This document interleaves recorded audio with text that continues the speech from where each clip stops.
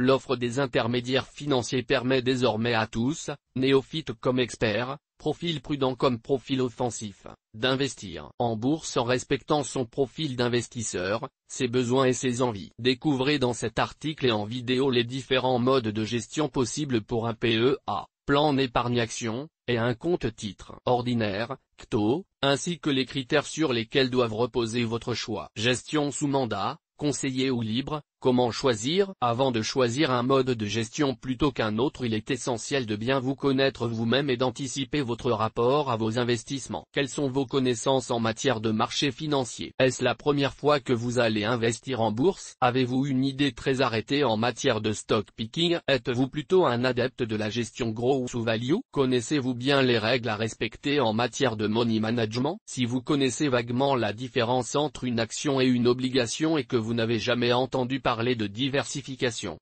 mieux vaut déléguer la gestion de votre portefeuille. En revanche, si vous êtes un trader averti qui investit sur les marchés financiers depuis de nombreuses années, aussi à l'aise sur les actions du CAC 40 que sur les titres de small et mid cap et les produits dérivés sur indices, vous choisirez vraisemblablement la gestion libre. Entre ces deux possibilités, plusieurs options peuvent aussi convenir à des investisseurs qui, sans être experts, ne sont pas non plus des débutants. Vous devrez également prendre en compte, outre votre degré de connaissance des marchés boursiers et votre expérience, de votre degré d'implication et de motivation. Si vous débutez mais que vous souhaitez vous former et consacrer du temps à vos placements, vous pourrez choisir une solution de gestion identique à celle d'un investisseur expert mais ne disposant que de très peu de temps à consacrer à ses placements. Le choix d'un mode de gestion pour vos investissements en bourse doit être motivé par vos besoins mais aussi vos envies et votre motivation. Enfin, pour affiner votre choix du mode de gestion, il vous faudra définir votre profil d'investisseur. Pour cela, il conviendra de déterminer vos objectifs d'investissement, votre horizon de placement et votre degré d'aversion au risque. En effet, on n'investira pas de la même façon si l'on veut financer l'achat de sa résidence secondaire à horizon 10 ans et la préparation de sa retraite à horizon 30 ans. Et vous devrez en tenir compte dans le choix de votre mode de gestion. De même,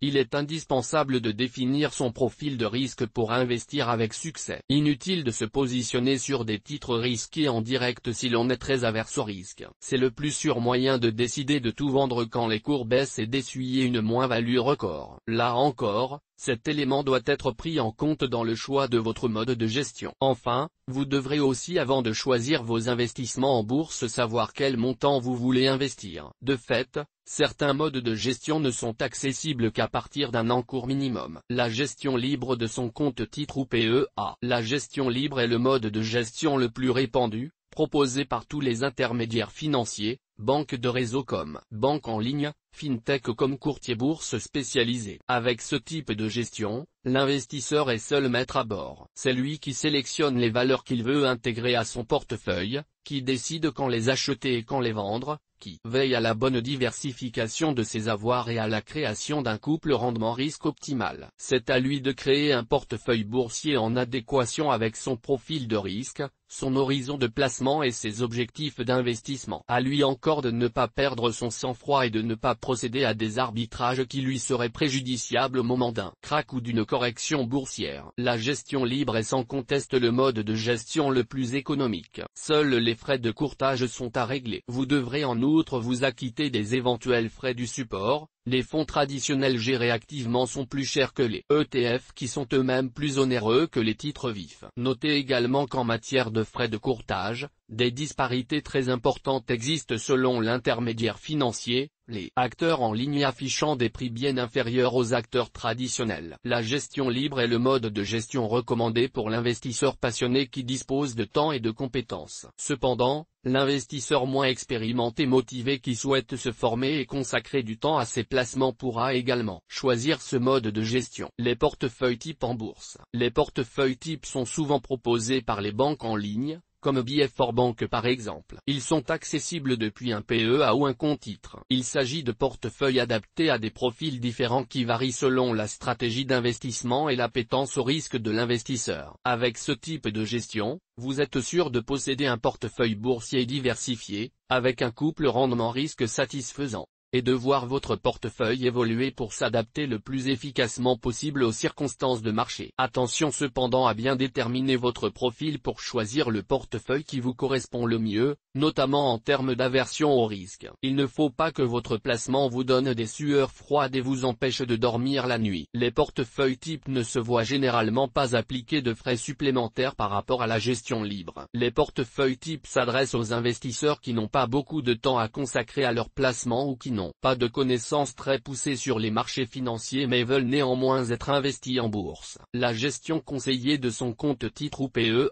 Avec la gestion conseillée, un conseiller en investissement financier, CIF, émet des recommandations à l'investisseur particulier, qui est libre de les appliquer ou non. Ce type de gestion est souvent proposé par les conseillers en gestion de patrimoine. Ce type de gestion est facturé en sus, généralement sous forme d'abonnement. La gestion conseillée s'adresse à des investisseurs experts qui ne peuvent consacrer beaucoup de temps à leurs investissements mais qui sont le plus souvent passionnés et souhaitent de ce fait garder la main sur leur PEA ou leur compte titre. Ce type de gestion peut aussi convenir à des investisseurs qui n'ont pas une connaissance très importante des marchés financiers mais qui souhaitent se former et consacrer du temps à leur placement. Ils pourront alors par exemple tenter de comprendre les raisons des recommandations des experts pour se perfectionner. La gestion sous mandat de son PEA au compte titre. La gestion pilotée ou gestion sous mandat consiste à donner un mandat à une société de gestion qui prendra pour vous toutes les décisions concernant le stock picking, choix des valeurs présentes dans le portefeuille,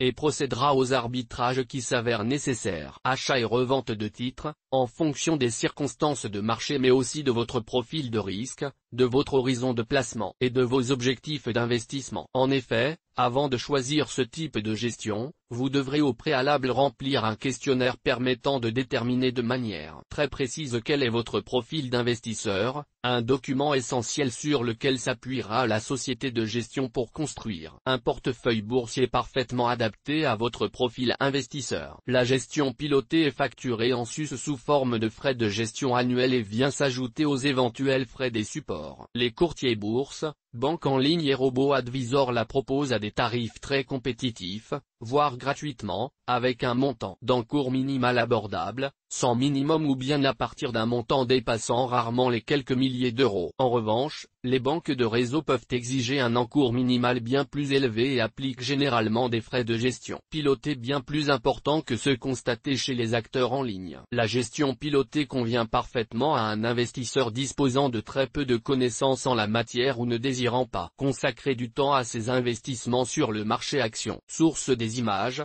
FreePic. Toutes nos informations sont, par nature, génériques. Elles ne tiennent pas compte de votre situation personnelle et ne constituent en aucune façon des recommandations personnalisées en vue de la réalisation de transactions et ne peuvent être assimilées à une prestation de conseil en investissement financier, ni à une incitation quelconque à acheter ou vendre des instruments financiers. Le lecteur est seul responsable de l'utilisation de l'information fournie, sans qu'aucun recours contre la société éditrice de Café de la Bourse, comme ne soit possible. La responsabilité de la société éditrice de Café de la Bourse, comme ne pourra en aucun cas être engagée en cas d'erreur, d'omission ou d'investissement inopportun.